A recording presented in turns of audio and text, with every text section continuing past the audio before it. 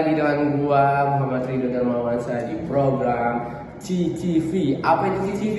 Cerita-cerita viral. Wah, ada berita bagus nih guys. Jakarta tuh kalau dikasih pilihan musim panas atau musim hujan, dia malah milih tenggelam. Aduh, air laut yang biasanya kita cuma lihat waktu liburan nih ya, sekarang datang tanpa undangan, tanpa izin juga, dan tanpa mau dia datang. Terus tanpa di Pantai Mutiara, kondisinya makin hari makin bikin geleng-geleng kepala. Bukan cuma naik, tapi air lautnya lebih tinggi daripada jalanan. Tanggulnya yang seharusnya jadi pelindung nih, tapi malah kelihatan kewalahan. Aduh. Haduh, ini bukan scene film bencana. Ini Jakarta, beneran Jakarta. Air laut sekarang gak cuma datang, tapi udah melewati batas tanggul yang harusnya jadi benteng terakhir. Aduh, malah dilompati dengan mudah. Di Pantai Mutiara, air laut terlihat jelas menerobos tanggul, mengalir tanpa izin, tanpa ampun. Lah, kok bisa? Bahkan tinggi air laut sekarang lebih tinggi dari badan jalan. Bukan lagi soal prediksi, ini fakta, ini nyata teman-teman. Air meluap, menghantam tanggul, menghantam pos keamanan yang seharusnya jadi tempat paling aman, malah ikut jadi korban. Ya ampun. Tanggul mulai kewalahan, bocor tipis katanya, tapi air yang masuk gak tipis-tipis amat loh. Retakan kecil, tapi dampaknya besar banget. Dan yang paling merasakan tetap sama warga setempat. Sementara itu, pejabat turun langsung lihat kondisi Sungai Ciliwung. Kamera menyala, dokumentasi berjalan. Muncul janji normalisasi Sungai Ciliwung akan dilanjutkan tahun depan. Dan di sini pertanyaannya muncul. Lah, kok tahun depan? Kenapa harus nunggu? Air laut nggak pernah nunggu tahun depan. Kalau laut terus naik, tanggul terus kewalahan, dan solusi terus ditunda, pertanyaannya sekarang cuma satu. Jakarta mau tenggelam beneran? Baik, kita geser dulu nih ke kondisi Jakarta yang hujannya seharian. Kamu pasti sudah bisa nebak sendiri nih, betul semuanya. Nah, prediksi lebih akurat dari BMKG versi warga yaitu banjir. Dan ini bukan banjir, cuma genangan kok, tapi bikin warga mikir, ini aku tinggal di Jakarta atau di Atlantis ya? Aduh. Dari Mampang sampai Cawang ceritanya sama air naik, motor nyerah, warga pasrah. Bahkan ada yang sampai curhat bukan ke pemimpinnya. Hujan turun seharian dan Jakarta seperti biasa langsung kelabakan. Air naik pelan-pelan, lalu tiba-tiba jalanan berubah jadi sungai. Bukan pertama kali, tapi entah kenapa selalu terasa seperti yang paling parah. Di Mampang, warga sampai harus dievakuasi pakai perahu karet. Bukan syuting film bencana, ini kehidupan nyata di Jakarta.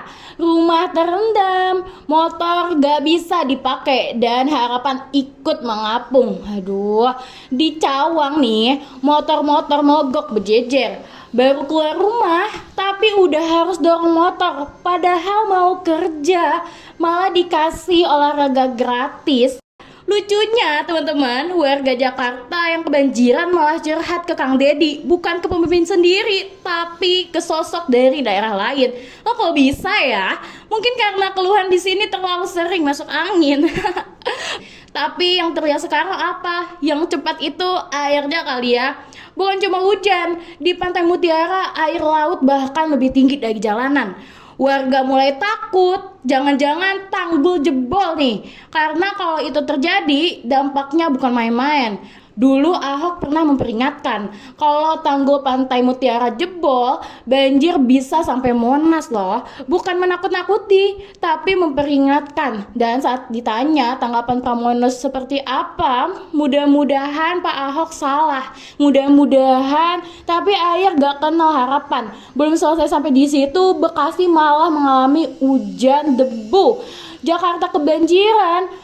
Bekasi kehujanan debu, seolah alam ikut bicara, tapi manusianya aduh malah sibuk saling lempar janji.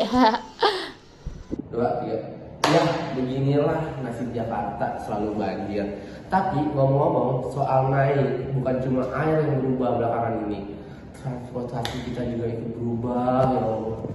Setelah bikin warga harus angkat celana waktu banjir dan angkat tangan nih, warga juga angkat tangan buat perpisahan satu ikon transportasi yang sudah menemani hampir di satu dekade KRL Jelita. Kereta lama yang penuh kenangan sudah resmi dilepas digantikan kereta baru yang katanya lebih modern nih guys. Modern nih. Apakah benar lebih baik atau cuma baru saja? Oke. Hari ini kita bukan cuma kehilangan kereta, kita seperti kehilangan bagian dari rutinitas. KRL legendaris Jelita resmi dilepas. Suasana haru terlihat di stasiun. Warga berkumpul melambaikan dan merekam menangis pelan-pelan. Bukan karena macet, tapi karena kenangan. Banyak warga antusias melepas Jelita seolah sedang mengantar teman lama pergi jauh. Padahal Jelita sudah berjalan dari 2006 sampai 2025. Hampir 2 dekade menemani warga dari berangkat kerja sampai pulang dengan badan setengah roboh ya. Sekarang Jelita digantikan KRL baru dari Cina. Katanya lebih modern, lebih cepat dan lebih canggih. Tapi masalahnya belum lama jalan udah banyak banget cerita. AC bermasalah, penumpang kepanasan, kekurangan udara, dan teman-teman semua pada panik. Tapi masinis gimana? Kereta tetap melaju. Soal kenyamanan, katanya kursinya kurang nyaman. Banyak yang bilang lebih enak versi Jepang. Yang ini keras, tegak, bikin punggung cepat menyerah. Sudah serba digital, layar LCD di dalam kereta, tapi sering mati. Modern tapi kadang ngeblank. Ada lagi yang bikin deg-degan, celah antara pintu kereta dan peron terlihat sangat tipis. Satu langkah salah bisa jadi cerita panjang nih. Jadi sekarang pertanyaannya bukan cuma keretanya baru atau lama, tapi apakah yang baru ini benar-benar lebih baik atau hanya terlihat lebih canggih tapi kurang matang. Aduh, karena bukan penumpang yang dicari cuma satu, aman, nyaman, dan gak bikin trauma di perjalanan.